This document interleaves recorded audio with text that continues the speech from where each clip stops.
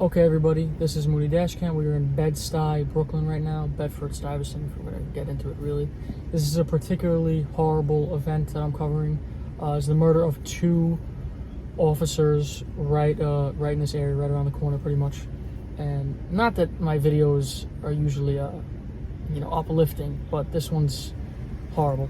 So, yeah, it's about the murder of Webjian and Rafael Ramos. Two cops sitting in their car. Let's flip this around and get into it. Alright, so like I said, we are in Bed-Stuy, Brooklyn. We're going to the corner of Tompkins Avenue and Myrtle Avenue where this all took place. This all came about because the events that were going on at the time, the Eric Gardner case that happened in Staten Island, the black man who got choked to death by the police, and then the Michael Brown case, the unarmed black teen that was shot to death by the police. Right around this time, the police were acquitted of the crimes. They didn't get charged, they weren't convicted, anything like that. So that caused protests and uproars all over the country over this stuff, over the killing of unarmed black men in America. So this guy was loud on social media about it. His name was Ismaaiyl Brinsley, 28 years old, and he was very loud on social media about it. He pretty much explained exactly what he was going to do on social media before he came here and did it. It's a horrible story. He came from Baltimore on the Saturday that he did this. Before he leaves Baltimore, he shoots his girlfriend in the stomach. Comes to New York, comes to Bed-Stuy, Brooklyn, where he's originally from. Though he's originally from New York. I don't know if he's exactly from Bed-Stuy, but he's from Brooklyn. And he decides that he's going to kill two officers. He actually posted an Instagram post. I'll tell you the caption of that. The picture was of a gun, and it said, "I'm putting wings on pigs today. They take one of ours, let's take two of theirs. Hashtag shoot the police. Hashtag RIP Eric Gardner. Hashtag RIP Mike Brown." That was posted a couple days before this actually took place. Baltimore police actually warned the NYPD about this guy. Unfortunately, by the time the warning got to the NYPD, it was pretty much the same time this murder was taking place. All right, we have a couple more blocks to go. He has a little bit of a criminal history. He's been charged with discharging a firearm, obstructing a police officer, robbery, and carrying a concealed weapon. All different states, in Georgia and in Ohio. He got all these charges.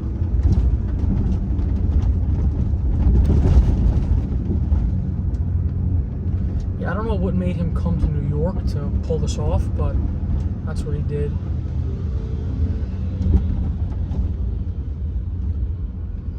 Obama actually even spoke on this. He condemned the murders, and then Al Sharpton came. He always comes around when there's an injustice. The patrol car was in this exact spot to keep an eye on the Tompkins housing project that's right near there. There was an uptick in crime that year in that area, so they usually put up a patrol car close to the spot. I remember when there were a lot of slashings going on for a little while in New York a couple years back. Just like knife slashings across the face for no reason, just a razor blade down someone's face for no reason at all. It was happening a lot around heavy traffic areas, and one of them was subway stations. So there was pretty much a patrol car near every subway entrance in the city that I knew of, that I would see. So yeah, they had a patrol car here sitting. The people around said they heard 4 or 5 shots go off. And one of the guys, or the manager of a liquor store, said he came out and saw both officers slouched over, and there was blood spilling out of one of their faces. I don't even like talking about this story, it's horrible. It was around 3 p.m. Saturday afternoon. They were both brought to Woodhull Hospital in Williamsburg. When they got there in the ambulances, which everyone knew they were dead already, there were like hundreds of officers saluting them as the ambulances took them into the hospital. Okay, this is the corner right here. You're going to see a minivan parked not this Kia, this Honda is almost exactly where the rear bumper of the patrol car was, about right there on that barrier to the fire hydrant. I'm gonna pull up to the left here and get a better angle on this. I'll hop out, of course.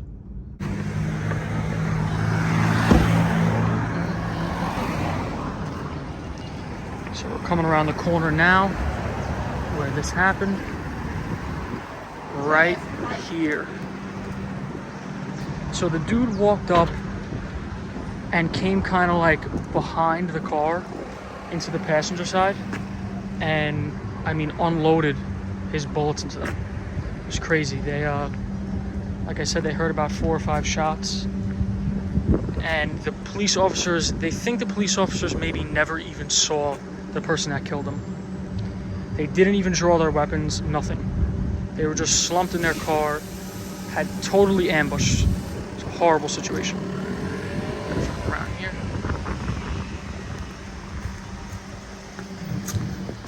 Police had this area completely locked down. Just a little bit of the area. I believe this is the Tompkins housing project that they were keeping an eye on. They had a little bit of an uptick in crime.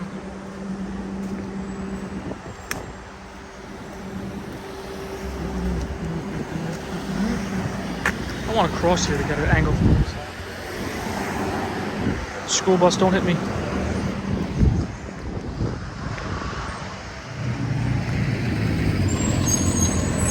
Oh no. Yeah, this is the corner. And now next we are going to go to the subway station that he ran to right after he committed this murder. One last little shot.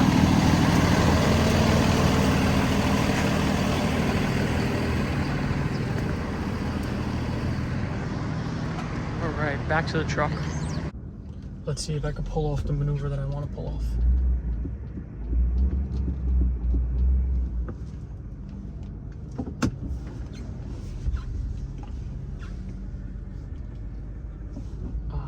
Cars pull up.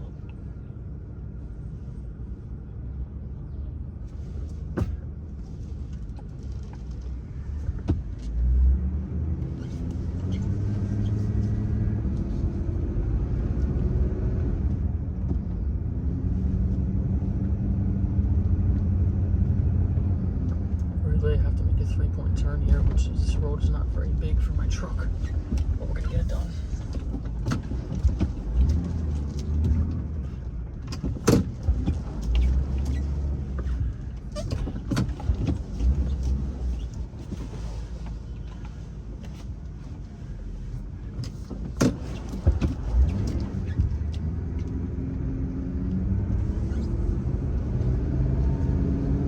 That's how you do that. Alright, now we're heading over to the subway station. Turning onto Tompkins now. Yeah, so the patrol car was actually on Tompkins, but it was at the corner of Tompkins and Myrtle. Now we're going down Vernon. I almost blew that light. Almost. So apparently he ran here to Myrtle. The police blocked off this whole entire area for several blocks. They stopped the subway station, they stopped the trains from going by, and they had helicopters flying around, leaving everyone wondering what was going on. Of course, eventually everybody did find out what was going on.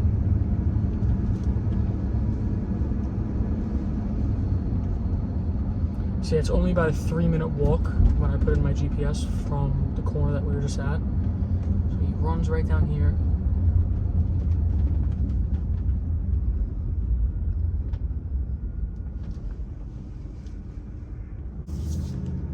Okay, that was ridiculous. Apple Maps brought me to this corner, but the subway station is really on this corner, which was odd. So that little 3-point turn I didn't have to do. And the subway station is right there. All he had to do after he killed the 2 cops was make a right onto Myrtle and go straight down. I'll put it on the map exactly where he went to.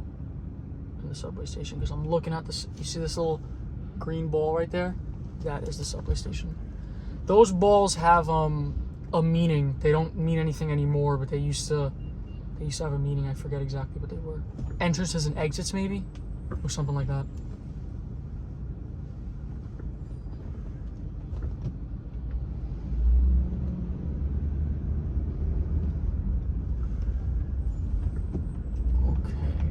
Let's block this whole corner here because we do what we want.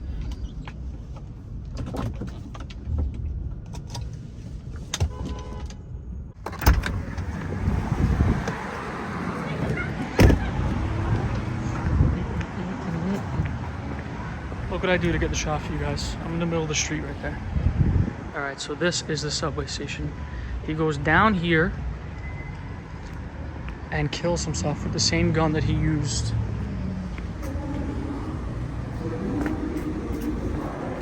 right on the platform. The police were closing in on him. And right down here on the platform.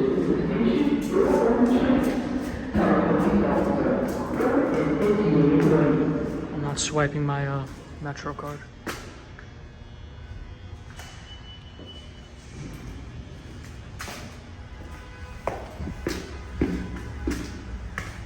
So as you can imagine, police were swarming this place, and yeah.